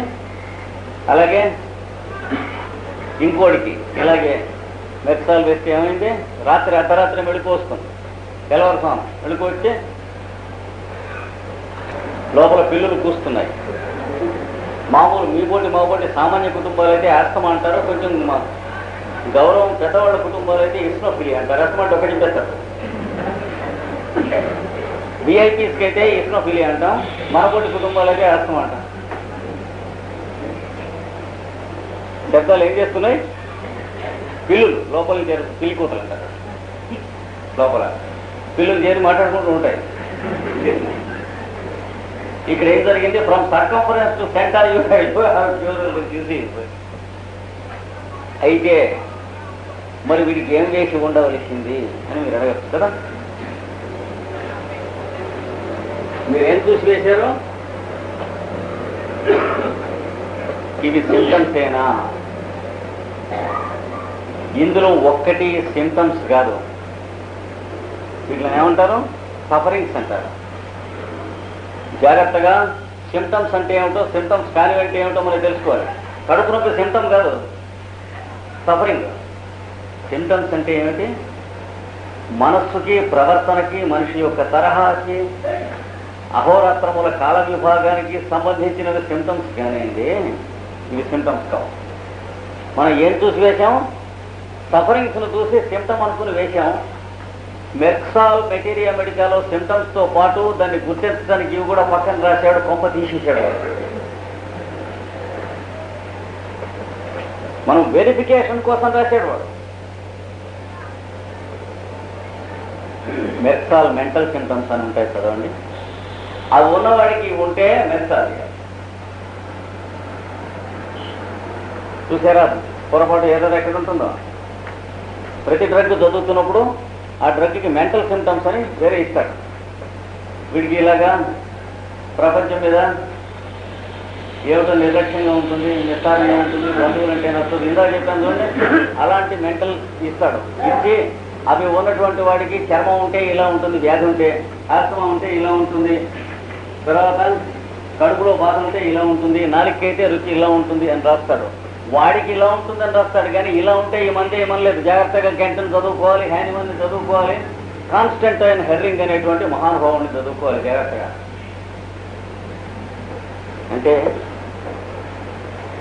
మురళీకృష్ణ గారికి క్రాప్ ఇలా ఉంటుంది, జుట్టు నల్లగా ఉంటుంది, ముందు ఇలా కుర్చీలే పెట్టుకుని ఉంటాడు, మనిషి ఇలా పొడుగ్గా ఉంటాడు అన్నారు. కానీ క్రాప్ ఇలా ఉంటాం, జుట్టు ఇలా ఉంటాం మొదలైన బొమ్మ ఏర్పాటు చేసి ఆయన మురళీకృష్ణ అనుకుంటాం. వెంకట సుబ్బయ్య గారికి మొహాన పులిపిరికాయ ఉందిక కరెక్టే. కానీ మొహాన పులిపిరికాయ ఉంటాం అంటే వెంకట సుబ్బయ్య అవటం కాదు. ప్రాసెస్ వైటల్ తప్ప ప్రాసెస్ ఫిజికల్ కాదు, ప్రాసెస్ వైటల్. ఎవరు వచ్చారమ్మా నా కోసం? నాన్నగారు మీకోసం ఎవరో వచ్చారండి అన్న. ఎవరు వచ్చారు? ఎలా ఉన్నారు? ఇప్పుడు లావుగా ఉన్నారు, సన్నగా ఉన్నారు. చాలామంది ఉండొచ్చు కదా, లావుగా ఉన్నారు, ఎర్రగా ఉన్నారు, చాలామంది ఇంకో కొంచెం తక్కువ. అట్లాంటి వాడు 10 మందిని ఆలోచిస్తారు. ఆలోచించి అమ్మ బట్టతల ఉందా అని అడుగుతారు. ఉంది అంటే అందులో 10 మంది మిగులుతారు ఇంకా కదా. అప్పుడు వాడు పన్ను ఊడిందే ముందే ఊడిందే. అప్పుడు రామకృష్ణ వచ్చాడు, తెలుస్తున్నాను మరి సింగిలింగ్ అవుట్ ఎలా చేశాడు. వాడు మాట్లాడుతుంటే నవ్వుతూ మాట్లాడాడు కదా, నవ్వు అది అసలు సింటమ్. రామకృష్ణ అవటానికి లక్షణం ఏంటి? రామకృష్ణ తరహా అని ఉంటుంది, అంతేగాని వాడు పన్ను కాదు, ఊడటం కాదు, వాడి బట్టతల కాదు, ఇవేమి కావు. కనుక సిమ్టమ్స్ చదువుకుంటున్నప్పుడు మెటీరియల్ మెడికల్ మనం ఎట్నికి ఎటు ట్రావెల్ చేయాలి అనేది చెప్పబోతున్నాం ఇక్కడ. వీటిని చూసి మందు వేస్తే కొంప తీసేసాం, వాడికి ఆస్తమా కానీ గుండెకాయ దబ్బు కానీ వస్తుంది. అందుకనే నోటిపోతగా ఉందంటే మెరసాలు వేయండి అనకూడదు. నోటికి గదు కదా ముందేసేది. నోటిపోత కలవాడు చెప్పాం కదా, బహురీ సమర్థం లాంటి వాడు. నోటిపోత అనేక డ్రగ్స్కి ఉంది, ఎకనైట్కి ఉన్నది, ఆర్సనిక్ ఆల్బమ్కి ఉన్నది, ఏమండి నోటిపోత. ఎల్యూమినాకి ఉన్నది, సంవత్సరాల తరబడి తగ్గదు. తనుకున్నా వాడు డాక్టర్ సి విటమిన్ తక్కువ అంటాడు, తక్కువ అంటే తట్టల కొద్ది తింటున్నాం, అలాగా తినేస్తూ ఉండమంటాడు. ఇంత తగ్గిందా అంటే మొదటి కొన్నాడు తగ్గినట్టు ఉండదు పొరపాటు. తర్వాత ఏం దానికి పిచ్చా తగ్గడానికి డిసీజ్ వేరే ఉన్నది ఒంట్లో. ఈ కనుక ఇక్కడ ఈ ఎగ్జాంపుల్లో ఎక్కడి నుంచి ఎక్కడికి వెళ్ళింది వ్యాధి? ఫ్రమ్ సర్కంఫరెన్స్ టు సెంటర్, అంటే గుండెకాయలోకి ఊపిరితిత్తులలోనికి చేరును. కారణమేమి? చర్మ వ్యాధిని చూసి మెరసాలు వేశాము, లేదా నోటిపోత చూసి మెరసాలు వేశాము, లేకపోతే పళ్ళు నొప్పులు చూసి మెరసాలు వేశాము. శరీరంలో ఏదో ఒక భాగం చూసి మనిషి అనుకున్నాం. జాగ్రత్తగా ఇది కనుక సెకండ్ లా ఆఫ్ క్యూర్. కొంచెం ఆలస్యం అయితే అయింది ఈ తెలియాలి. థర్డ్ లా ఆఫ్ క్యూర్ ఇక్కడ సిమ్టమ్స్. ఇందాకటి సఫరింగ్స్, ఇందాక రెండు. ఇక్కడ సిమ్టమ్స్ సఫరింగ్స్ కూడా అసలు నిజమైన లక్షణ ఇక్కడ సరైన reappearance of symptoms in the reverse order of their previous occurrence. In the reverse order of their previous occurrence. చిన్నప్పటి నుంచి వీడికి వచ్చినటువంటి వ్యాధుల వరుస క్రమం కనుక గుర్తుంటే, పెద్ద పెద్ద డబ్బులు చేసి తగ్గినవి, దాంట్లో ఇప్పుడు మనం ట్రీట్మెంట్ చేస్తూ ఉంటే ఏడాదో 2 ఏళ్ళు 3 ఏళ్ళు 4 ఏళ్ళు పడుతుంది నిజమైన హోమియోపతి ట్రీట్మెంట్ చేస్తూ ఉంటే, ఏ బాధల కోసం మన దగ్గరికి వచ్చాడో అక్కడి నుంచి ఉపశమనం అవడం మొదలెట్టి అంతకు ముందు కనిపించి మళ్ళీ తగ్గిపోతాయి, అవి తగ్గి అంతకు ముందు కనిపించి మళ్ళీ తగ్గి, ఇట్లా ముందు నుంచి వెనక్కి కనిపిస్తూ తగ్గుతాయి. అంటే హైదరాబాద్ నుంచి విశాఖపట్నానికి వస్తూ ఉండగా స్టేషన్లు ఏ వరుసలో వచ్చినాయో, ఇంకా ఆరోగ్యం నుంచి అనారోగ్యానికి వచ్చినట్లే కదా హైదరాబాద్ నుంచి విశాఖపట్నం రావడం అంటే. విశాఖపట్నంలో ఎంత ఆరోగ్యం ఉంటుందో మనకు తెలుసు కదా, రోడ్లు కానీ గట్టర్స్ కానీ ఇవన్నీ కార్పొరేషన్ చేశాం. కానీ ఇంకా కార్పొసిల్స్, వైట్ కార్పొసిల్సే ఉన్నాయి, మనకి కార్ప్సే మిగిలింది. ఊరు ఇంకా కార్పొరేషన్ అవ్వాలి. కొంచెం చైతన్యం కాస్త పుట్టించి వెత్తదనం పెడుతున్నాం. కాళ్ళు చేతులు ఇంకా తలగానే ఉన్నాయి, అంటే ఎక్కడికి వెళ్ళినా వాసనే వేస్తున్నాయి రోడ్లు. కరెంట్ రోజుకొక 10 నిమిషాలు మోడాలిటీ ఎలాగ పలసాగిపోయి వస్తున్నట్టు వస్తూనే ఉంది. అంటే టౌను కాదు సిటీ కాదు అన్నట్టుగా ఉంది. కానీ వాడు ఏం చేశాడు, మళ్ళీ అనారోగ్యం నుంచి ఆరోగ్యానికి హోమియోపతి మందు, అంటే విశాఖపట్నంలో మళ్ళీ గోదావరి ఎక్కాడనమాట హైదరాబాద్ వెళ్ళటానికి. ఇప్పుడు స్టేషన్లు ఏ వరుసలో ఇక్కడి నుంచి ప్రెషర్ పైకి పోతుంది, ఉక్కిరిగా ఆయాసంగా నెప్పండి. ఈ నొప్పి ఎప్పుడప్పుడు వస్తూ ఉంటుందా? మీరు కేస్ టేకింగ్ చేస్తున్నారు, కేస్ టేకింగ్ చేయండి. ఆశువుగా హోమియోపతి మంది ఇచ్చిన వాళ్ళ దగ్గర పుచ్చుకోవద్దు, మీరు ఎన్నో దిగిపోతారు. ఇది ఎన్ని వందల మాటలైనా సరే మీరు గుర్తుంచుకోండి. ర్యాండమ్ ప్రిస్క్రిప్షన్ చేసినటువంటి వాడు చాలా డేంజరస్, మాట్లాడరు కన్నా క్రిమినల్. పుచ్చుకోకండి, ఎందుకంటే ట్రీట్మెంట్ సీక్వెన్స్లో ఉంటుంది కానీ ఒక మందు చేతిలో పెట్టడంలో ఉండదు. సంసారం అనేది సినిమాలో లాగా ప్రేయసీలు కలుసుకుంటున్నా ఉండదు. కష్టసుఖాల జీవితం మొత్తం అంతా ఎలా అయితే కలిసి ఉంటుందో, హోమియోపతి వైద్యం అనేది ఒక మోతాదు పెట్టడంతో ఉండదు. జీవితం కష్టసుఖాలు మొత్తం అంతా కలిసి ఉంటుంటూ ఉంటుంది. జాగ్రత్త. అందుకని ర్యాండమ్ ప్రిస్క్రిప్షన్ చేసిన వాడు ఎవరి దగ్గర కూడా మాట చేయబెట్టి పుచ్చుకోకండి, అతను బరగండి. ఇక్కడ నెట్గా ఉంటుందంటే మీరు కేస్ టేకింగ్ చేయండి. కేస్ టేకింగ్ చేయడానికి టైం లేదు కదా, అంటే మంది ఇవ్వకండి. ఎవరు కట్టి తీసుకోమనండి, మొదలనడం 3వ నాడో వాటికి తీసుకోండి. తీసుకుంటే ఈ జోడికి ఎప్పుడైనా వస్తుంది అని ఆయన అప్పుడప్పుడు ఇస్తూ ఉంటుంది. ఇంకా ఏమవుతూ ఉంటాయి. ఎంత పడదు, ఉత్తిరి గుత్తిరిగా ఉంది, కడుపంతా నిండుగా ఉంది, గ్యాస్ చేరింది, గాలి చేరిపోయింది, ఎంత సాధించినట్టు ఉన్నది.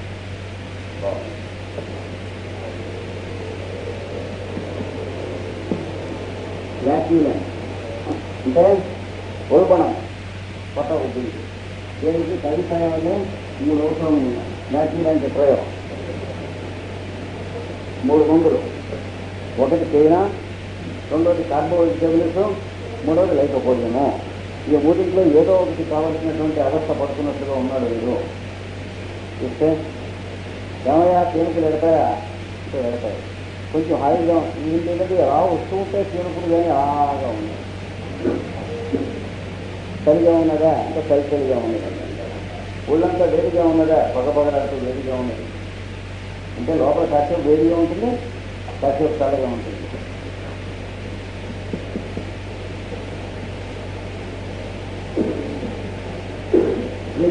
మంత్రం ఉందో తప్పిడు వేస్తే తప్పింది.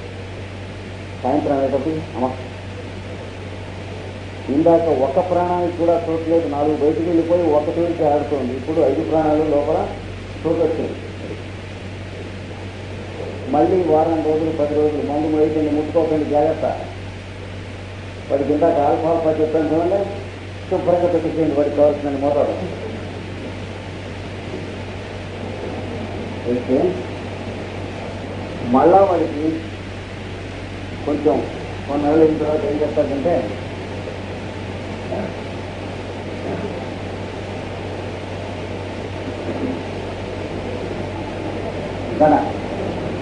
పాలు గుండె తడగా ఉంటేనే వస్తారు మీరు.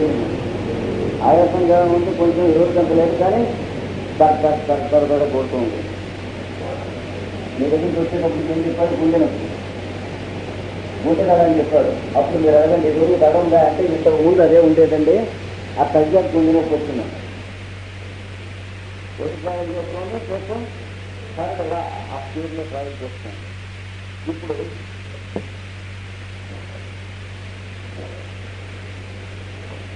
పోయిన 2వ డోసు అది కూడా 2-3 వారాలు అయిన తర్వాత అయిపోయాను. లేకపోతే ఈ లోపల తడొస్తే ఇవ్వకండి, తగ్గిపోతుంది. 48 అవర్స్లో తగ్గిపోతాయి. వచ్చిన కింద రెస్ట్ తీసుకోమని 2-3 వారాల తర్వాత కనుక వచ్చి దడ వచ్చిందంటే అప్పుడు 200 వస్తారు. ఇస్తే దడ తగ్గిపోయింది. మళ్ళా ఖర్చు కనిపించిందండి అంటే ఆల్ఫా పెట్టాం, మళ్ళీ తగ్గిపోతుంది. మళ్ళా కాస్త కనిపించిందండి ఆల్ఫా 2 రోజులు ఇవ్వండి కాదు, మళ్ళీ తగ్గిపోతుంది. అంటే సిస్టమ్ స్టార్ట్స్లో వస్తూ తగ్గుతూ ఉంది. అది కనిపించినప్పుడల్లా రోజు కొట్టకూడదు. అయింది, దడ తగ్గింది. దడ తగ్గి ఏమిటి వచ్చింది, పక్కనంతా తడిచిపోయింది, చెమటలు దుప్పటంతా, తల ఒళ్ళు అంతా కూడా నిద్ర పట్టి వెళ్ళిపోయేటప్పటికీ మొత్తం పక్కనంతా కూడా తడిచిపోయింది. చెమటలు వచ్చేసినాయి. ఉన్నాయా, ఇది దడకు ముందు మాకుంటే రండి. ఆ చెమటలు పోస్తూ ఉంటే చెమటలకి ఎవరైనా బిళ్ళ చేపలు పెట్టాడు వేస్తాం, దాంతో ఇది వచ్చింది. అది తగ్గి అంటే స్ట్రెస్ సప్రెస్డ్, పాలిఫికేషన్ స్టార్ట్ చేయడం, తర్వాత పాలిఫికేషన్ సప్రెస్డ్, హార్ట్ బీట్ స్టార్ట్ చేయడం. కిడ్నీ కట్టేసుకున్నామా, ఇప్పుడు ఏమొచ్చాం అయిపోయింది. వెయిట్ తగ్గింది. ఇప్పుడు ఇవి చెమటలు పోసినాయట అంటే కంగారు పడద్దు. విద్య ఔషధం ఎక్కినం ఆల్ఫా ఇచ్చేయండి. ఈ మొదటి పళ్ళ రసం కూడా తాగమన్నాడు. మందు మాత్రం వేయకండి. తగ్గింది. ఎట్లా ఉంది అంటే వారం రోజులు రోజు రోజులు అలా చెమటలు పక్క తగ్గిస్తుంటారు. అయిపోయింది మన పని. ఎట్లా ఉంది, నీరసంగా ఉందా? ఉండదు, నీరసం తగ్గుతుంది. కానీ వాడు ఏమంటాడు, ఇంత చెమట పోతే నీరసం ఉండకుండా ఉంటుందా అని ఆలోచిస్తున్నాను. మీరు నీరసంగా ఉంది అని అడిగితే మరి ఉండదే ఏంటండి, నువ్వు మరి ఎదురు దెబ్బ ఇస్తాడు. కంగారు పడకండి. నీరసం అంటే నీరసమే, మరి అయితే నీరసమే అన్నాడు. అంటే వాళ్ళ లాంగ్వేజ్ సమాచారం ఉంటుంది. మనం అంటే ఇక్కడ మన దగ్గర ఏమన్నా చదువుకుంటే జగన్ చదువుతాం, లేకపోతే ఇక్కడ ఎంత ఇక్కడ ఉన్న సరికి ఏం పనికిరాదు. అక్కడ ఇక్కడ ఉన్న సరికి ఏమైనా పనికొచ్చేది ట్రీట్మెంట్ ఆగండి వెయిట్ చేస్తే వారం రోజులు 10 రోజులు 20 రోజులు చెమటలు పెంచారు 200 తర్వాత ఏమైంది? నెల రోజులు ఏమవ్వలేదు, చెమటలు వస్తున్నాయి తగ్గుతున్నాయి. తర్వాత ఏమైంది? మళ్ళీ చెమటలు అప్పుడప్పుడు వస్తున్నాయి తగ్గలేదు 2 నెలలు. తర్వాత ఏమైంది? అప్పుడప్పుడు మళ్ళీ బరువుగా కూడా. ఇప్పుడు ఏం చేయాలి? 3 నెలలు 4 నెలల తర్వాత చైనా వన్నే మొగుడొస్తుంది. మీరు అది కనిపిస్తే అంతేకాని 3 నెలలు అయింది కాబట్టి ఏంటండి. ఇప్పుడు నెక్స్ట్ ఏం చేశాడు వాడు? వణుకుతుంది సార్, ఇది పట్టుకుంటే ఇలా మనం వణుకుతుంది. ఇదివరకు ఇట్లా వణికేదా? అసలు ఉన్నదే అది కదండి అంటారు. అసలు మొదట ఉన్న రాజు వణుకుడు రాజు కదండి. అంటే హీఈస్ గైడింగ్. ఎప్పుడు కూడాను రైట్ ట్రీట్మెంట్లో the doctor is not to guide the patient, but the patient has to guide the doctor. You should take every guidance with kindness and sympathy from the patient. వాడు కానీ standard మనం కాదనేది ఎప్పుడు పడిపోకూడదు. ఓడుకో ఏం చేస్తారో ఏం చేయకూడదు. వాడు ఏం చేయడానికి జరగం బతని వాడు. సరే 4 రోజులైంది. ఓడుకుతా ఎట్లా ఉందంటే ఒక్క పిసరు తగ్గిందన్నాడు. ఆయన అన్నాడు పావలా వాటా తగ్గింది అన్నాడు. సౌకర్యం పావలా వాటా తగ్గింది అంటే 1/4 తగ్గింది. ఇంకో అంటే ఎన్నాళ్ళు ఆగితే మొత్తం తగ్గుతుంది, ఇంకో 3 months ఆగాలి అర్థం. 4 రోజుల్లో పావలా వాటా తగ్గిందంటే మొత్తం భాగస్వాములందరూ 4 పార్ట్నర్ తగ్గింది. 4 నెలలు అయ్యేటప్పటికి ఏమైంది?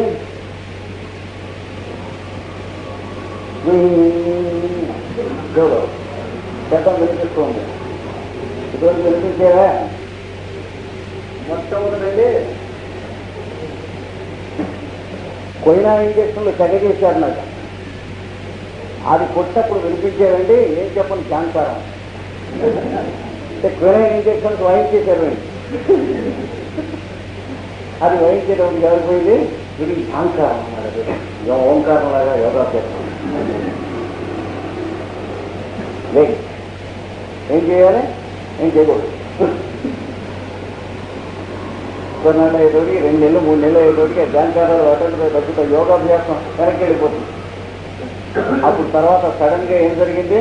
వాళ్ళ కుర్రాడు రాత్రి 1 గంట పరిగెత్తుకొస్తాడు మీ ఇంటికి సైకిల్ వేసుకుని వెళ్ళినప్పుతారు. మీ ఏమిటి సార్ మీరు ఉన్న పొలం కదా ఏమిటంటే 106 వాడికి 106 టెంపరేచర్ వచ్చింది. విపరీతమైనటువంటి చలి జ్వరం బెట్ట మీద ఎగిరిపోతున్నాడు. చాలా రగ్గులు కప్పారు. ఆ రగ్గు మీద కుటుంబం అంతా కూర్చున్నారు. వాళ్ళంతా ఎగురుతున్నారు. కానీ అందరూ ఎగురుతున్నారు వీడు వణుకుతూ ఉంటే.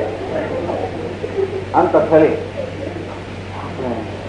ఏమయ్యా ఈ చలిజనం ఎప్పుడైనా వచ్చిందా అంటే ఎప్పుడున్నా ఏంటంటే అసలు మేము ఆ సీలేరు ప్రాంతంలో మా ఫాదర్ పనిచేస్తూ ఉండగా దీనికి సీలేరు ప్రాంతంలో తగిలింది. అప్పుడు 6 నెలలంటే హోరాహోరీగా డాక్టర్లు మందులు ఇచ్చి ఇంజక్షన్ లేనా బిళ్ళ లేనా అప్పుడు తగ్గిందండి.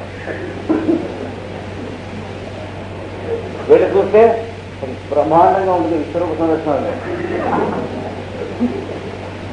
గుడ్డె పగిలి అంటే మందు వేయకపోతే ఎట్లా అన్నట్టు ఉంటుంది. వేశారంటే కాంప్లికేట్ అయిపోతుంది. జాగ్రత్త మందు వేయకూడదు. అందుకోసమే ఆ ధన్వంతరి మనకు కనిపెట్టి ఇచ్చాడు. ఏది ఆల్ఫాత్రం.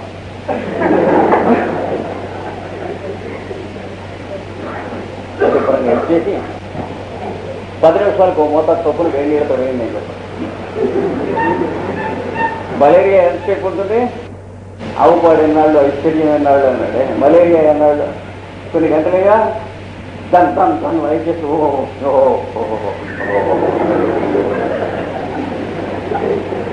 తెల్లవారుతాం 4 గంటలకి టెంపరేచర్ ఎంత ఉంది? మరీ సబ్నార్మల్. ఇంకా అయిపోయింది. ట్రీట్మెంట్ అయిపోయాను. తర్వాత మీరు వాడికి ట్రీట్మెంట్ చేస్తున్నట్లుగా జ్ఞాపకం ఉంటాం, గుర్తుంటాం, ధైర్యం, హోపు కోసం ఇంకోటి అనమాట. ఆల్ఫాల్ఫాన ఇంకేం లేదా? ఆ 12 మాసములు ఆల్ఫాల్ఫా. ఇది అంటే ఏంటి? symptoms appears in the reverse order of the previous occurrence. ఇది ఈ మూడింట్లో ఈ ఒకటో రెండో లక్షణములు కనిపిస్తూ ఉంటే మీరు వేసిన మందు రైట్ అని మీ పేషెంట్ని మీరు తీసుకెళ్తూ ఉన్నది ఊరి వైపుకి, లేకపోతే అటు మధును దాటిస్తున్నాం అన్నారు.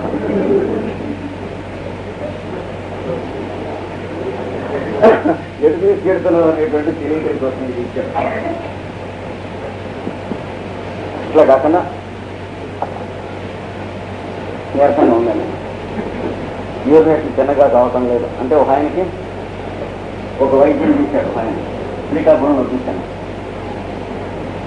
జెల్సీనియం 200 రోజుకి పొద్దున డోసు, సాయంత్రం డోసు, మధ్యాహ్నం డోసు, మళ్ళీ మాడితే అర్ధరాత్రి డోసు అని